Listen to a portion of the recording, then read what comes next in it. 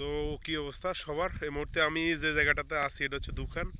দোহার যে মূল ভূখণ্ড, দোহার ক্যাপিটাল থেকে 120 কিলোমিটার মতো দূরে।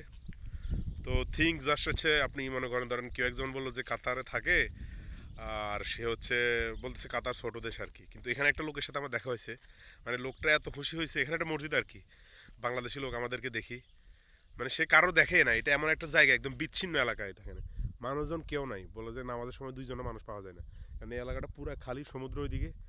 দুই বাড়িগুলো দেখা যাচ্ছে সেগুলো কাতারিদের মানে বাড়ি আর কি, এগুলো সমুদ্রের পাশে, কাতারিরা এমনিতে শখ করে বাড়ি করে, এখানে আসে আর কি মাঝে মধ্যে।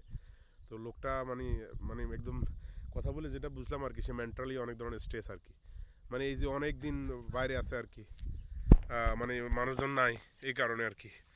সো এইটা আর কি, মানুষ থাকতেছে, সার্ভাইভ করতেছে। তো এটা হচ্ছে দুখান।